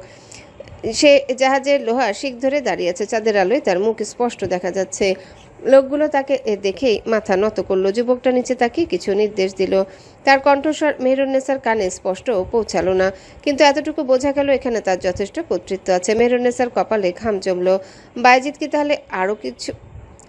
কি তাহলে আবারও কিছু লুকিয়েছে? এই জাহাজ এখনো চলছে কেন? এই লাশগুলো কোথা থেকে এলো? আর সেই বিদেশি যুবকের সঙ্গে এসবের সম্পর্ক কি? প্রশ্নের পর প্রশ্ন মাথায় ঘুরছে। ঠিক তখনই জাহাজের ডেক থেকে যুবকটি হঠাৎ নদীর পাড়ের দিকে তাকালো। মেহরুন্নেসার বুক ধক করে উঠল। মনে হলো সে যেন সরাসরি তার দিকেই তাকিয়ে আছে। সে ঝোপের আড়ালে নিচু হয়ে বসে পড়ল। কিছু সময় এমনি কেটে গেল। নদীর বাতাস বইছে, আবারও ভেসে এলো মানুষের পায়ের শব্দ। এখনকার শব্দটা জাহাজের দিক থেকে নয়, তার ঠিক পেছন থেকে আসছে। মনে হচ্ছে কেউ একজন দাঁড়িয়ে আছে খুব কাছে, এতটাই কাছে যে মেহরুন্নেসা তার নিঃশ্বাসের শব্দ পর্যন্ত শুনতে পেল। শরীরটা ঝাঁকুনি দিয়ে কেঁপে উঠল। সে দ্রুত ঘুরে দাঁড়ালো। পেছনে দাঁড়িয়ে আছে বায়েজিদ। চাঁদের আলোয় তার মুখটা স্পষ্ট দেখা যাচ্ছে। মেহরুন্নেসা কয়েক মুহূর্তের জন্য আহাম্মক বনে গেল, তারপর ফিসফিস করে বলল, আপনি? বায়েজিদ ফিচেল হাসলো। আর কাকে আশা করেছিলি? মেহরুন্নেসা আবার নদীর দিকে তাকালো। জাহাজটা এখনো দাঁড়িয়ে আছে, ডেকের উপর সেই যুবকটাও। আপনি আমায় অনুসরণ করেছেন? তুমি যখন মাঝরাতে একা ঘরে নিয়ে বের হও, তখন না অনুসরণ করে উপায় থাকে? তাছাড়া তুমি নিজে তো আমাদের অনুসরণ করেই এখানে এসেছো। মেহরুন্নেসা এবার সরাসরি প্রশ্ন করলো, সত্যি করে বলুন, ওটা কে? আর ওই লাশগুলো কোথা থেকে এলো? আর ওই ছেলেটা, ও কি সত্যিই অরণ্য নয়? বায়েজিদ দীর্ঘশ্বাস ফেলল, তারপর মেহরুন্নেসার কাঁধে হাত রাখলো। অযথা সন্দেহ করো না মেহের, ও অরণ্য নয়। আমি আগেই বলেছি, এখনো বলছি, ওদের চেহারার মিল আছে, এতটুকুই। মেহরুন্নেসা কিছু বলতে যাচ্ছিল, কিন্তু বায়েজিদ তাকে থামিয়ে দিল। তুমি কিন্তু জানো আমি তোমার কাছে কিচ্ছু লুকাই না মেহের। চলো। কোথায়? পাহাড়ে। মেহরুন্নেসা অবাক হলো। এত রাতে? বায়েজিদ মুচকি হাসলো। চলো, রাতটাকে সুন্দর করা যাক। এরপর আর কোনো কথা বলল না। ঘোড়ার লাগাম হাতে নিয়ে হাঁটতে শুরু করলো। মেহরুন্নেসা বাধ্য মেয়ের মতো তার পাশে হাঁটলো। বেশ অনেকক্ষণ পর তারা পাহাড়ের চূড়ায় পৌঁছালো। চারিদিকে বাতাস বইছে, নিচের রূপালি ফিতার মতো বয়ে চলেছে নদী। দূরের জঙ্গলে কালো সমুদ্রের মতো বিস্তৃত। মাথার উপরে পূর্ণিমা চাঁদ। পাহাড়ের কিনারায় পাশাপাশি বসলো তারা। অনেকক্ষণ কেউ কোনো কথা বলল না। বায়েজিদি আগে বলল, জানো মেহের, তোমাকে দেখার পর বুঝেছি আগে কখনো সত্যিকারের বসন্ত দেখিনি। মেহরুন্নেসা চুপচাপ শুনতে লাগলো। গোটা জীবনের সমস্ত প্রেম ঢেলে দিলেও তা কম পড়ে যাবে প্রিয়া। মেহের আলগোছে মাথা রাখলো বায়েজিদের কাঁধে। পাহাড়ের চূড়ায় নরম বাতাস বইছে, নিচে নদীর কালো জল চাঁদের আলোয় ঝিলমিল করছে। চারিপাশে এত শান্ত যে দূরে ঝিঝি পোকার ডাক স্পষ্ট শোনা যাচ্ছে। বায়েজিদের কাঁধে মাথা রেখে নানা চিন্তায় মগ্ন মেহের। মনটা শান্ত হচ্ছে না। অনেকক্ষণ ধরেই প্রশ্ন মাথার ভেতরে ঘুরপাক খাচ্ছিল, কিন্তু এই সুন্দর মুহূর্তটা নষ্ট করা কি ঠিক হবে? অবশেষে সে মাথা তুলে তাকালো। একটা কথা জিজ্ঞেস করব? করো। সত্যি করে উত্তর দেবেন? বায়েজিদ মুচকি হাসলো। কখনো মিথ্যা দিয়েছি বুঝি? মেহরুন্নেসা চোখ শুরু করলো। এই হাসি সে চেনে। বায়েজিদ যখন কোনো বিষয় এড়িয়ে যেতে চায় তখন এমনই হাসে। মাদি কোথায়? বায়েজিদের হাসিটা মিলিয়ে গেল। মেহরুন্নেসা এবার আরো কাছে সরে এলো। উত্তর দিন। আমি কি করে জানবো? এবার কিন্তু আপনি মিথ্যে বলছেন শেহজাদা। একদম নির্লিপ্ত গলায় বলল মেহেরুন্নেসা। বায়েজিদ কপাল কুঁচকাল। মিথ্যা কেন হবে? আমি সত্যিই জানি না। কারণ গত পরশু আমি নিজে আপনাদেরকে দেখেছি একসাথে। বায়েজিদের মুখের দিকে তাকিয়ে বুঝে গেল মেহেরুন্নেসা কথাটা ঠিক জায়গায় লেগেছে।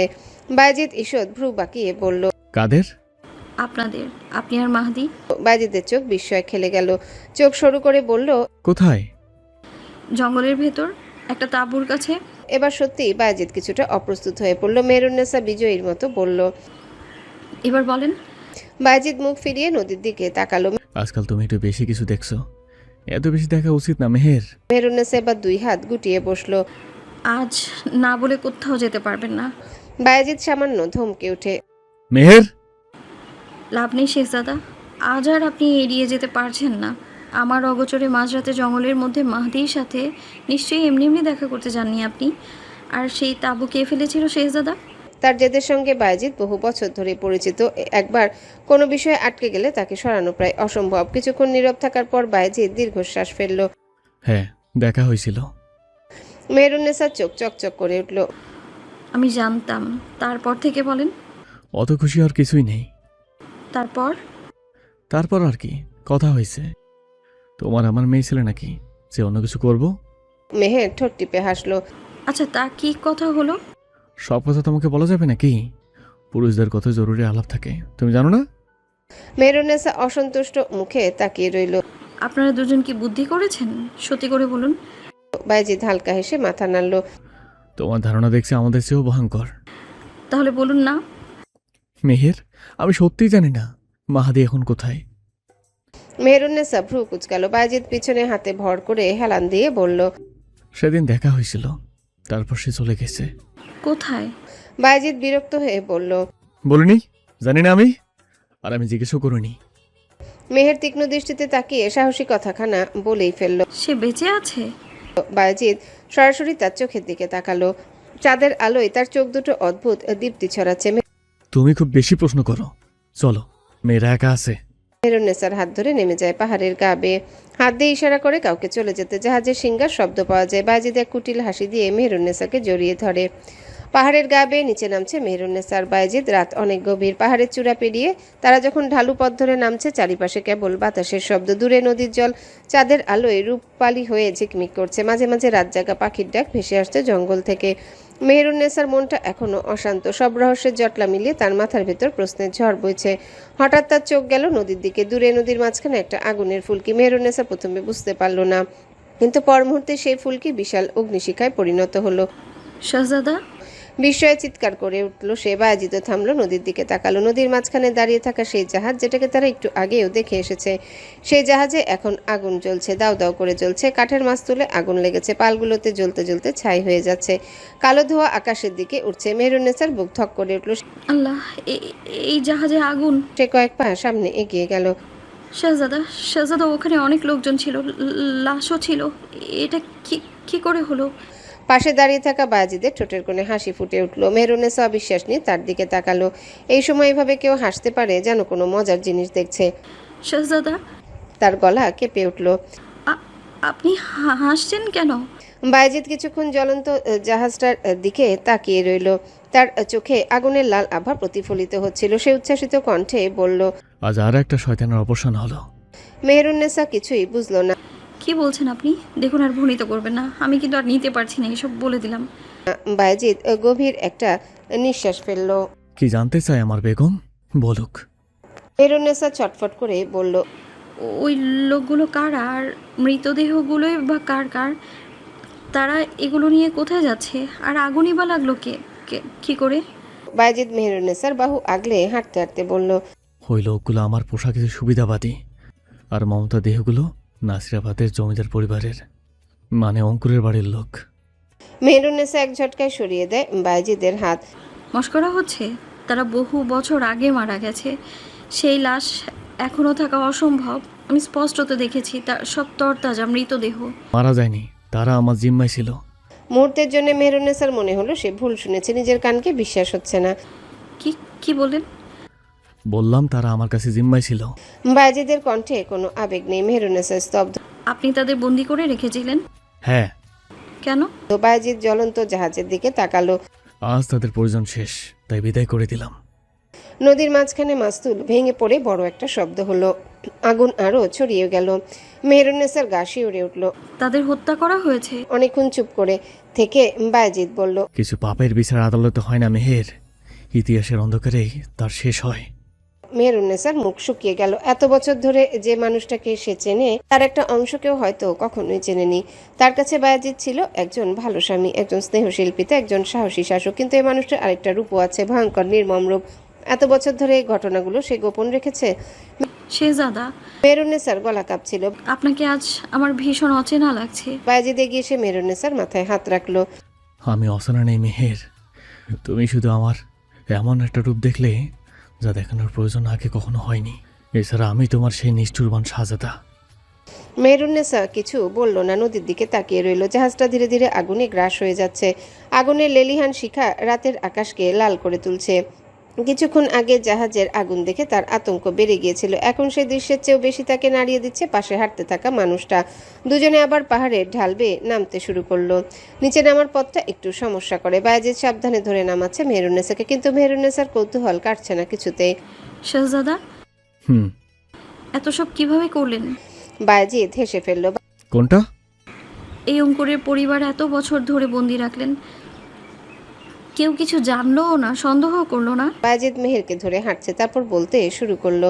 গল্পটা অনেক পুরনো, নাসিরাবাদের সময়কার। মেহেরুন্নেসা থমকে গেল। নাসিরাবাদ নামটা শুনলেই তার মনে পড়ে সেই ভয়ঙ্কর দিনগুলোর কথা। বায়েজিদ বলতে লাগলো, তখন নাসিরাবাদের লোকজন সৈন্য সম্বন্ধে গমগম করে, প্রাচুর্য আর জৌলসে ভরপুর। তারপর টকদিন নাসিরাবাদ প্রসাদে ডাকাতের হামলা হয়েছিল। মেহেরুন্নেসার মুখ শক্ত হয়ে উঠল। বায়েজিদ ধীরে ধীরে বলতে লাগলো, সবাই ভেবেছিল ওটা ডাকাতি। মরুভূমি ডাকাতরা তখন নগরে এসে ডাকাতি শুরু করেছে, কিন্তু ওটা ছিল পরিকল্পিত আক্রমণ। মেহেরুন্নেসা বিস্ময়ে তাকালো। পরিকল্পিত? হ্যাঁ, মারজানের পরিকল্পনা। মারজান? বায়েজিদের চোখে ঠান্ডা ঝিলিক ফুলে উঠল। সে চেয়েছিল প্রত্যেক সদস্যকে অপহরণ করতে, তারপর তাদের জিম্মি করে অঙ্কুরকে দিয়ে যা খুশি করাবে। মেহেরুন্নেসার গা শিউরে উঠল। এত ভয়ঙ্কর পরিকল্পনা? বায়েজিদ বলতে লাগলো, হামলার পর ডাকাতরা তাদের নিয়ে জঙ্গলের ভেতরে যায়। একটা পুরনো ভাঙাচোরা বাড়ি ছিল সেখানে, বহু বছরের পরিত্যক্ত, চারপাশে জঙ্গল, মানুষ যেত না। তারপর? বায়েজিদ মৃদু হেসে বলল, তারপর মারজান ভেবেছিল তার গোপন অভিযান সম্পর্কে কেউ অবগত নয়, কিন্তু একটা ভুল মারজান করেছিল। কি ভুল? আমাকে হিসাবের বাইরে রেখেছিল, গোনাও ধরেনি, যদিও তা ধরার মধ্যে পড়েও না। মেহেরুন্নেসা চুপ করে শুনতে লাগলো। আমি তখনই খবর পেয়ে যাই, আর যখন ওই বাড়ির আশেপাশে লোক পাঠাই, সেদিন রাতে আমি খেলা ঘুরিয়ে দিই। ডাকাতরা ওদের পাহারা দিছিল, আমার লোকেরা তাদের হত্যা করে। তারপর অঙ্কুরের পরিবার সবাইকে আমার জিম্মায় নেওয়া হয়, মেরে দিই সব কটা ডাকাত সদস্যকে। তারপর গোটা রাজ্যে জানজানি হয় তারা ডাকাতের আক্রমণে মারা গেছে, অথচ তারা আমার জিম্মায় উত্তরের প্রাসাদে নিচের সঙ্গে জীবন কাটালো এত বছর। মেহেরুন্নেসা বিস্ময় নিয়ে হাঁটতে হাঁটতে থেমে গেল। এসব কেন করলেন শেহজাদা? ওরা আপনার কি ক্ষতি করেছিল? তাছাড়া আপনি এসব আমার কাছেও গোপন রেখেছিলেন। বায়েজিদ হেসে বলল, কিছু গোপন কথা সময় রেখে বলা যায় না, আর কিছু সত্য এত গভীর হয় যে সবাইকে বহন করতে দেওয়া যায় না। তুমি কোমলেই থাকো, আর যদি বলো ক্ষতির কথা, আমার ভাই বোন মা সবাইকে হত্যা করেছে ওরা, আর তোর দেহটা অব্দি গবেষণায় ব্যবহার করেছে। তারা দীর্ঘক্ষণ কোনো কথা বলল না। রাতের অন্ধকার ভেদ করে প্রাসাদের দিকে হাঁটতে লাগলো। রাতের শেষ প্রহর পেরিয়ে যখন মেহেরুন্নেসার বায়েজিদ প্রাসাদের প্রধান ফটকে পৌঁছালো, তখন পূর্ব আকাশে ফজরের আলো ফুটতে শুরু করেছে। দীর্ঘ রাতের ক্লান্তি দুজনের চোখে মুখে স্পষ্ট। এক রাতেই যেন অনেক বছরের গোপন ইতিহাস জেনে ফেলেছে মেহেরুন্নেসা। প্রাসাদে ঢুকতেই একটা অস্বাভাবিক অস্থিরতা টের পেল তারা। প্রহরীরা ছোটাছুটি করছে। বায়েজিদ ভ্রুকুচকে বলল, কি হয়েছে? সবাই এত উতলা কেন? একজন প্রহরী দ্রুত এগিয়ে এলো, মাথা নত করে বলল, শাহজাদা, বন্দি চন্দ্রর অবস্থা আরো খারাপ হয়েছে। কি হয়েছে আবার? তাকে আর নিয়ন্ত্রণ করা যাচ্ছে না শাহজাদা। মেহেরুন্নেসার বায়েজিদ একে অপরের দিকে তাকালো। কোনো কথা না বলে কারাগারের দিকে হাঁটতে শুরু করলো। কারাগারের করিডোরে ঢুকতে একটা অদ্ভুত শব্দ কানে এলো। কে যেন প্যাচপ্যাচে গলায় হাসছে। বায়েজিদ আরেকটু এগোতে না এগোতে আবারও কেঁদে উঠলো জোরে। কক্ষের সামনে পৌঁছে মেহেরুন্নেসার বুকটা কেমন করে উঠলো। একই সেই চন্দ্রা, গায়ে দামি পোশাক, চুলে সুগন্ধি তেল, চোখে কাজল, তার মুখে অহংকার নিয়ে বীরের বেশে ঘুরে বেড়াতো। চুল এলোমেলো জট বেঁধে গেছে এই রাতেই, হাত ও মুখে ধুলো, ঠোঁট ফেটে রক্ত বেরিয়েছে। মেঝেতে বসে বসে কাঁদছে, আবার হেসে উঠল মেহেরুন্নেসাকে দেখে। অরণ্য, তুমি এসেছো? উঠতে নিলেই হঠাৎ ভয় পেয়ে দেয়ালের কোণে সরে গেল। না, কাছে আসো না। মেহেরুন্নেসার গা শিওরে উঠল। এক রাতে কি হাল হয়েছে মেয়েটার। বায়েজিদ নির্বাক দাঁড়িয়ে রইল, তার চোখে বিশাল আফসোস। আজ ওকে দেখতে এসেছে, এই যেন সাত কপালের ভাগ্য। ওকে নিজের বোনের মতোই দেখেছে বায়েজিদ। রত্না চলে যাওয়ার পর ওকে দিয়ে রত্নার অভাব পূরণ করেছে, কিন্তু পর যে আপন হয় না। মেহেরুন্নেসা বায়েজিদের দিকে তাকালো, বায়েজিদের দৃষ্টি তখনও চন্দ্রার দিকে। ওরা যা চেয়েছি দিয়েছি, সম্মান দিয়েছি, নিরাপত্তা দিয়েছি, রত্নার জায়গায় দিয়েছি। কি দেয়নি ওকে বলো মেহের? তবুও নাকি কিচ্ছু পাইনি, তাই আমার পেটে ছুরি মেরেছে। চন্দ্রা নিজের জগতে ডুবে আছে, কিছুই শুনছে না। বায়েজিদ ফিসফিস করে বলল, কত মানুষকে মৃত্যু থেকে ঠেলে দিয়েছে ঘাতক নেই, কত নিরাপদ মানুষের জীবন নষ্ট করেছে, কত পরিবার ভেঙেছে, অথচ অস্তার নিজের শেষ পরিণতি দেখো। বাকিটা বলল না। মেহেরুন্নেসার বুকও ভার হয়ে এলো। এটা দেখে আনন্দ পাওয়ার কিছু নেই। মানুষ নিজের ভুলের ভারে নিজে ভেঙে পড়ে। বায়েজিদ মুখ ফিরিয়ে নিল। দরজা খোলো। প্রহরীরা হতভম্ব। শাহজাদা, ওকে ছেড়ে দাও। কিন্তু আমি যা বলছি তাই করো। কয়েক মুহূর্তের জন্য কারাগারের দরজা খুলে দেওয়া হলো। চন্দ্রা আগের মতোই বসে আছে। দরজা খোলা দেখে চারিদিকে তাকালো, শিশুর মতো হাততালি দিতে শুরু করলো। আমি মুক্ত, আমি মুক্ত। হেসে উঠে দৌড় দিল প্রাসাদের সিঁড়ি পেরিয়ে একেবারে বাইরে। দাসীরা ভয় পেয়ে সরে গেল, প্রহরীরাও পথ ছেড়ে দিল। চন্দ্রা কখনো নাচতে নাচতে এগোচ্ছে, আকাশের দিকে তাকিয়ে কথা বলছে, হাসছে একা একাই। মেহেরুন্নেসার চোখের পানি বাদ মানে না। নারী অন্যের জীবন নষ্ট করতে গিয়ে সবার আগে নিজের জীবন নষ্ট করে বসে। চন্দ্রা প্রাসাদের সীমানা পেরিয়ে লোকালয়ে চলে গেল। মানুষজন বিস্ময়ে তাকিয়ে রইল, অনেকে চিনতে পারল। ও তো শাহজাদি চন্দ্রপ্রভা। এ কি অবস্থা আল্লাহ! কিছু লোক করুণা নিয়ে দেখছে, কেউ দেখছে ঘৃণা নিয়ে, কেউ বা নিঃশ্বাসে দীর্ঘশ্বাস ফেলল। বারান্দায় দাঁড়িয়ে দূর থেকে সবকিছু দেখছিল বায়েজিদ। মেহেরুন্নেসা পাশে এসে দাঁড়ালো। বায়েজিদ নিচু স্বরে পড়ল, কিছু মানুষ নিজেই নিজের ধ্বংস ডেকে আনে। সাদা কাপড়ে মোড়ানো দুটি মৃতদেহ পাশাপাশি রাখা হয়েছে, আবিদ আর মিরান। যদিও দুইজনের জীবন আলাদা ছিল, পথ আলাদা ছিল, কিন্তু মৃত্যু এসে তাদের পাশাপাশি শুইয়ে দিয়েছে।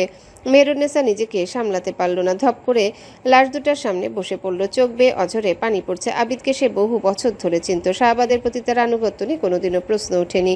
কি পেল ছেলেটা জীবনে? আবিদের মা মারা গেছে মাসখানেক আগে। তারা প্রশিক্ষণ দুর্গে লুকিয়েছিল বলে গ্রামবাসীরাই দাফন কার্য সম্পন্ন করেছে। না পেল স্ত্রীর ভালোবাসা, না পেল সুন্দর একটা সংসার, নিজের মেয়েটাকেও বড় করতে পারল না।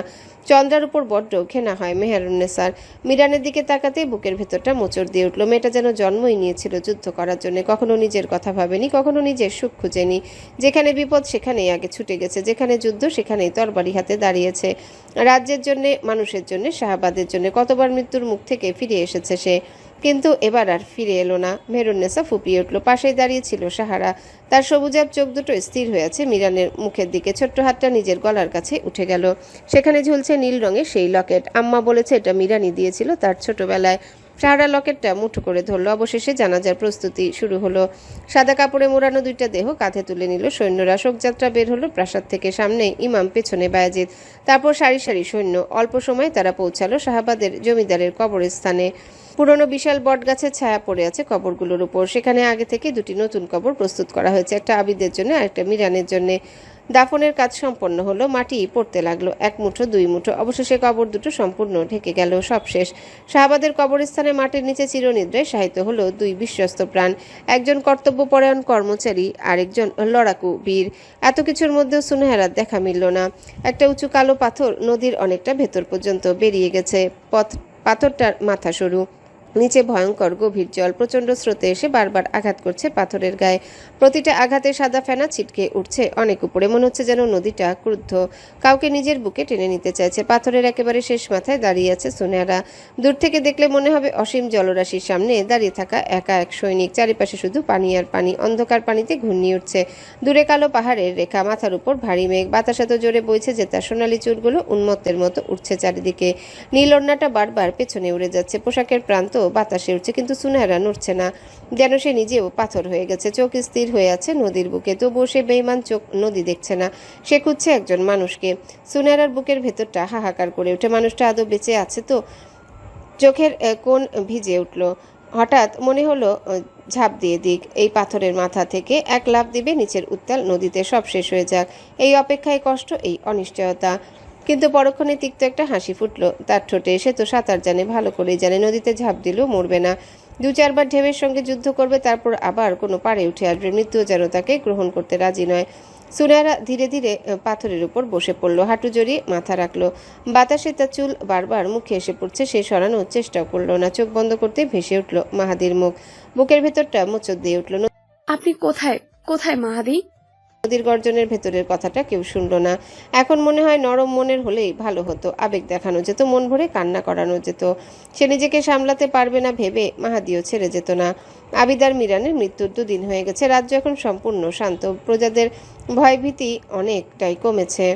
জান্নাত আর সাহারা সবসময় শাখার সাথে সাথে থাকে। বাবা মা হারিয়ে মেয়েটা শোকে পাথর হয়ে গেছে, তার এখনো বুঝ হয়নি বিধায় মায়ের জন্য খারাপ লাগছে। বুঝ হলে হয়তো ঘৃণা করতো মাকে। মেহরুন্নেসা খাবার নিয়ে এলো, সাথে নিয়ে এলো অনেকগুলি নতুন পোশাক। জান্নাত সাহারাকে খাইয়ে দিল আর মেহের শাখাকে। শাখা খাবার মুখে নিয়েই বলল, বড় আম্মি, আপা আর সাহারা দুজনের গলায় একরকম হার আছে, আমার কেন নেই? মেহের তাকালো মেয়েদের দিকে। দুজনের জন্মের পর মিরান তাদের একই রকম দেখতে 2টা নীলচে হীরের লকেট দিয়েছে। মুচকি এসে শাখাকে বলল, তোমার চাই অমন? শাখা উপর নিচ মাথা নাড়ে। মেহের হেসে বলল, ঠিক আছে মা, আনিয়ে দেব। ওদের খাইয়ে মেহের চলে গেল। 2 মেয়েকে এত দামি উপহার দেওয়ার বিষয়টা বোধগম্য হয় না মেহেরুন্নেসার। মিরান এত দামি হীরা কোথায় পেল? আবার বায়েজিদ বলল এমন লকেট তার মায়েরও ছিল। নানা ভাবনা নিয়ে বায়েজিদের কাছে গেল সে। বায়েজিদ বারান্দায় দাঁড়িয়ে দূরে জঙ্গল দেখছে। মেহেরুন্নেসা এসে পাশে দাঁড়ালো। একটা কথা বলবো শাহজাদা? বায়েজিদ পিছনে ঘুরে বলল, এখনো শাহজাদা? জমিদার বলো জমিদার, সারা জীবন কি শাহজাদা বানিয়ে রাখবে নাকি? মেহেরুন্নেসা চিন্তিত হয়েও ফিক করে হেসে ফেলল।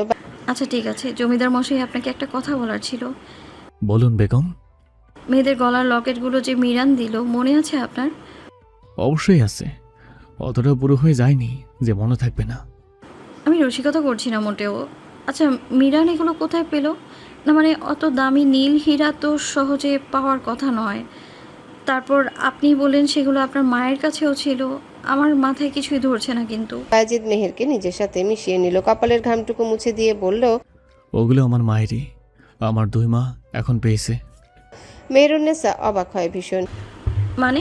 অঙ্কুর যখন মাকে বন্ধ করে রেখেছিল তখন মিরান যেত মধ্যরাতে মায়ের কাছে। মা দিয়েছিল ওকে আমার সন্তানে দেওয়ার জন্য। মেহেরুন্নেসা চোখ জোড়া পুলকিত হয়।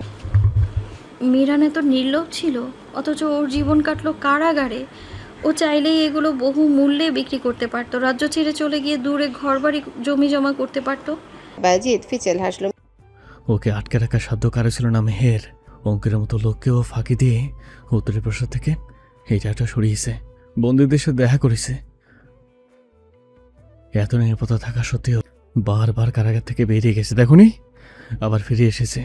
মূলত ও নিজের ইচ্ছাতেই থেকেছে এখানে। মেহেরুন্নেসা দীর্ঘশ্বাস ছাড়ল। হুট করে তার মনে জাগলো আরেক ভাবনা। আচ্ছা, চন্দ্রার বোন কোথায়? ও যে রুবায়েত, সেও কি তার পরিবারের সাথে জাহাজে? না, সুনেহারা ওকে মেরেই দিয়েছে। ওর হাড়গুলো আছে বোধহয় এখনো অবশিষ্ট। আর জাহাজে যারা আগুনে পড়েছে জীবিত 3 জনই ছিল, বাকিরা আগে থেকে মৃত। 3 জন নাবিক আর সেই অরণ্যের মতো দেখতে। ও শালা বেমিনি না করলেও আর কিছু বেশি যেত। ওকে আমি এনেছিলাম নগর থেকে, কিন্তু ও এসে হাত মিলালো আমার পিতা বাকেশ্বর সাথে। মেহেরুন্নেসা উদ্গ্রীব হয়ে বলে, আচ্ছা, আব্বার সাথে ওর কি ছিল? বাকেশ্বর ছিল একজন নিখুঁত মুখোশধারী। তার মুখোশ এতগুলো বছর ধরতে পারেনি। এই নোংরা খেলায় সামিল ছিল সে নিজেও। তাই তো কতবার অঙ্কুরকে হাঁটানোর পরিকল্পনা করেছি, বাধা হয়ে দাঁড়িয়েছে সে। আমরা নাকি ওদের সাথে পারবো না, কখনো চেষ্টা করিনি। আমারই বুকে বেশি পাথর ভাঙছে, অথচ আমি কিচ্ছু করতে পারবো না। এই বিষয়টা ভেবে দেখেছো একবার?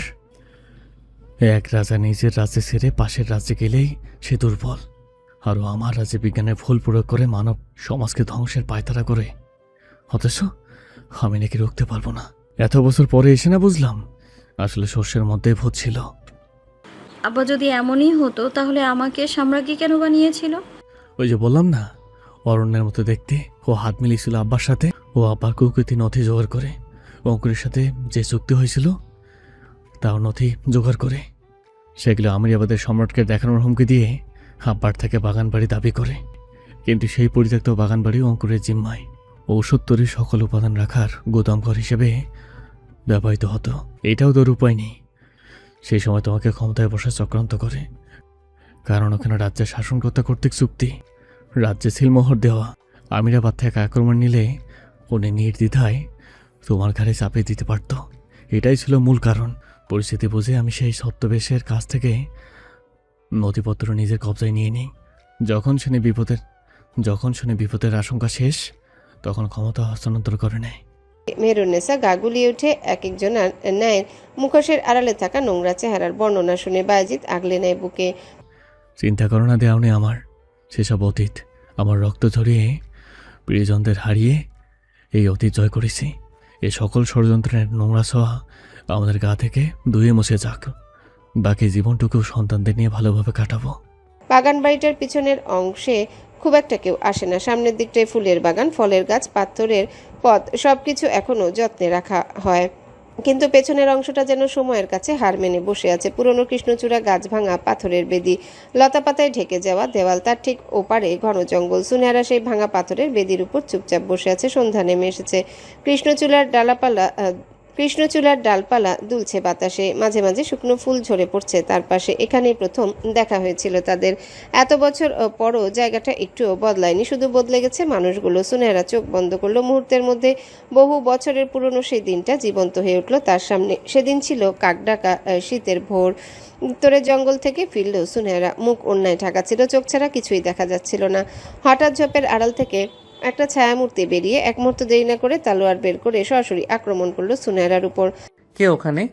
গম্ভীর সে কণ্ঠস্বর এখনো কানে বাজে সুনেহারা। সে নিজেও ভয় পেয়ে গেছিল, তবে ভয় পেলেও পালায়নি। কোমর থেকে তালোয়ার বের করে আক্রমণ করলো সেও। হয়েছিল দুই পাক্ষিক যুদ্ধ। তালোয়ারে আগুনের ফুলকি ছিটকে উঠেছিল। মাহাদি তখন ভেবেছিল সে শত্রুপক্ষের কেউ, আর সুনেহারা ভেবেছিল একজন উন্মাদ লোক তাকে হত্যা করতে এসেছে। দুজনের কেউ কাউকে চিনত না। মাহাদির আঘাত ছিল ভয়ঙ্কর, একটার পর একটা আক্রমণ, একটুও থামছিল না। সুনেহারা তখন প্রাণপণে প্রতিরোধ করছে। শেষ পর্যন্ত সুযোগ বুঝে দূরে সরে গিয়েছিল সে। তারপর পিঠের তুনির থেকে একটা তীর বের করে ছুঁড়ে মারল মাহাদিকে। আজও তার মনে আছে সেই মুহূর্তটা। আত্মরক্ষার তাড়নায় সে তীর ছুঁড়েছিল। তীরটা সোজা গিয়ে বিদ্ধ হয়েছিল মাহাদির বুকে। মাহাদি টলতে টলতে পিছিয়ে গেল। সুনেহারার এক মুহূর্ত দাঁড়ায়নি, পালিয়ে গিয়েছিল সেখান থেকে। চোখ খুলতে সুনেহারার বুকটা মোচড় দিয়ে উঠল। তারপরের ঘটনাগুলো স্পষ্ট মনে আছে।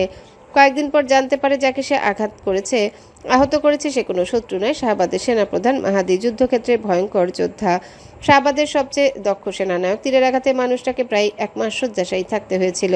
সেদিন খবরটা শুনে কি ভয়ই না পেয়েছিল সে। মনে হয়েছিল বাইজিদ জানতে পারলে তার মাথা কেটে ফেলবে, কিন্তু আশ্চর্যের বিষয় কেউ কিছুই বলেনি। তারপর থেকে লুকিয়ে লুকিয়ে দেখতে যেত মাহাদিকে। প্রথমে অপরাধ বোধ থেকে মানুষটা বেঁচে আছে কিনা দেখতে, ক্ষতটা শুকাচ্ছে কিনা দেখতে, কিন্তু ধীরে ধীরে সেই দেখাটাই অভ্যাস হয়ে গিয়েছিল। দূর থেকে দেখতো মাহাদি সৈন্যদের প্রশিক্ষণ দিচ্ছে, মাহাদি ঘোড়ায় চড়ছে, মাহাদি আহত শরীর নিয়েও যুদ্ধের মানচিত্র আঁকছে। নিজের অজান্তে একদিন বুঝতে পেরেছিল সে মানুষটার প্রেমে পড়ে গেছে খুব গভীরভাবে। সুনেহারা চোখ বেয়ে একটা অশ্রুবিন্দু গড়িয়ে পড়ল। কৃষ্ণচূড়ার একটা লাল ফুল এসে পড়ল তার কোলের উপর। সে ফুলটা হাতে তুলে নিল। ঠিক এমনই একদিন এই জায়গাতে প্রথম তালোয়ার তুলেছিল তারা একে অপরের বিরুদ্ধে। বুকের ভিতর সেই দগদগে ব্যথা সময় যত যাচ্ছে ততই যেন আরো গভীর হয়ে উঠছে। আর বসে থাকতে ভালো লাগছে না। চারিপাশের সবকিছু যেন স্মৃতি হয়ে তাকে কষ্ট দিচ্ছে। সন্ধ্যা গড়িয়ে রাত নেমে এসেছে। আকাশে অল্প কিছু তারা জ্বলছে। দূরে নদীর শব্দ ভেসে আসছে। সুনেহারা ধীরে ধীরে হাঁটতে শুরু করলো। কোনো গন্তব্য নেই, কোনো উদ্দেশ্য নেই, শুধু হাঁটছে। কৃষ্ণচূড়া গাছটা পেছনে পড়ে গেল, পুরনো বাগান পেরিয়ে গেল। শুকনো পাতার উপর তার পদচারণার শব্দ হচ্ছে। একসময় সে পৌঁছে গেল নদীর পাড়ে। এই নদীটাকেও সে ঘৃণা করতে পারে না, কারণ এই নদীর সাথেও জড়িয়ে আছে মাহাদি। নদীর ধারে একটা পাথরের উপর বসে পড়ল সুনেহারা। তার চোখের সামনে ভেসে উঠতে লাগলো একটার পর একটা দৃশ্য। সেদিনের কথা, মাহাদি তাকে প্রথমবার ঘোড়া চড়তে শিখিয়েছিল। সে ইচ্ছে করে ঘোড়া সামলাতে পারছিল না। মাহাদি বুঝেও কিছু বলেনি, পেছন থেকে লাগাম ধরে বলেছিল, শাহজাদি এভাবে চললে যুদ্ধ নয়, গরুর গাড়িও চালাতে পারবেন না। অথচ সুনেহারা ছিল একজন দক্ষ যোদ্ধা এবং ঘোড়া চালনায় পটু। কেবল মাহাদির সঙ্গ পাওয়ার আশায় সে অবুৎসাস্ত। আরেকদিন শীতের তুষারপাতের মধ্যে দুজন আটকা পড়েছিল পাহাড়ি পথে। মাহাদি নিজের চাদরটা খুলে তার মাথার উপর ধরেছিল, নিজে ভিজছিল, তাকে ভিজতে দেয়নি। সেদিন সুনেহারা অনেক বকেছিল, কিন্তু মাহাদি শুধু মুচকি হেসেছে বিনিময়ে। আরো কত স্মৃতি, কত অভিমান, কত না বলা কথা। বুকের ভেতরটা মোচড় দিয়ে উঠল। সত্যি কি মাহাদি আর ফিরে আসবে না? তাহলে কেন সেদিন সে ফুলটা দিয়েছিল? সব ঠিক হয়ে যাবে? আসলে কি আদৌ সব ঠিক হবে? সুনেরা উত্তর খুঁজে পায় না। তার মনে হয় মাহাদি ইচ্ছে করেই হারিয়ে গেছে, কিন্তু কেন, কি এমন অভিমান ছিল মানুষটার, কি এমন কষ্ট ছিল, সে কিছুই বুঝতে পারে না। চোখের পানি এবার আর আটকে রাখা গেল না। ধীরে ধীরে নদীর কিনারায় নেমে গেল সে। হাঁটু গেড়ে বসলো, 2 হাত পানিতে ডুবিয়ে রাখলো। শীতল পানি শরীর কাঁপিয়ে দিল। তারপর মাথা নিচু করে মুখ ডুবিয়ে দিল নদীর পানিতে। পানির নিচে দুনিয়াবি কোনো শব্দ যায় না। বেশ শান্তি অনুভব করলো। ইচ্ছে করছে পানির নিচে চেঁচিয়ে বলতে, ইয়া রব, হয় ধৈর্য দাও, না হয় মাহাদিকে ফিরিয়ে দাও। তারপর আবার মাথা তুললো। চোখ মুখ ভিজে গেছে। ভেজা পানি আর চোখের পানি আলাদা করা যাচ্ছে না। তার বুকের ভেতরটা ফেটে যেতে চাইছে। চিৎকার করে কাঁদতে ইচ্ছা করছে। চিৎকার করে আকাশকে জিজ্ঞাসা করতে ইচ্ছা করছে, কোথায় সে, কোথায় গেল মাহাদি। নদীর কালো পানির দিকে তাকিয়ে সুনেরা কাঁপা কাঁপা গলায় ফিসফিস করে বলল, হে আল্লাহ, যদি সে বেঁচে থাকে তাহলে তাকে ফিরিয়ে দিন, আর যদি আমার কপালে তার অপেক্ষায় লেখা থাকে তবে আমাকে ধৈর্য দিন, আমি আর পারছি না। রাতের বাতাস এসে তার চুল উড়িয়ে দিল। নদীর ঢেউ তীরে এসে ভাঙলো। সুনেরা পানির দিকে ঝুঁকে অঝরে কাঁদছে। আজ সব কান্না এখানে বিসর্জন দিবে, যাতে বাকি জীবনটুকু সবার সামনে শক্ত খোলসে আবেগে ঢেকে রেখে চলতে পারে। কাঁদতে কাঁদতে ঝাপসা হয়ে যাওয়া চোখ জোড়া দিয়ে সামনে তাকাতে দেখতে পায় তার সুপরিচিত কামনাকৃত সেই অবয়ব। লোহার বর্ম পরিহিত হৃষ্টপুষ্ট পুরুষটা তালোয়ার হাতে এগিয়ে আসছে এদিকে। চোখ মুখ ভালো করে মুছে তাকায় সেদিকে। না, সে ভুল দেখছে না, এদিকে আসছে। দ্রুত উঠে ভেজা ঘাগরা 2 হাতে উঁচু করে ছুটে যায় সেদিকে। তার বুকে আছড়ে পড়ার প্রয়াস, কিন্তু যতই কাছে যাচ্ছে অবয়বটা আবছা হচ্ছে। আস্তে আস্তে কুয়াশার সাথে মিলিয়ে গেছে যেন। একই কোথায় গেল তার পাথর মানব? চারিদিকে খুঁজে পাগলের মতো ঘুরতে থাকে। নিজের মাথার চুল খামচে ধরে। বাচ্চাদের মতো কাঁদতে কাঁদতে লুটিয়ে পড়ে নদীর পাড়ের বালুতে। এ যে কেবলই তার চোখের ভুল।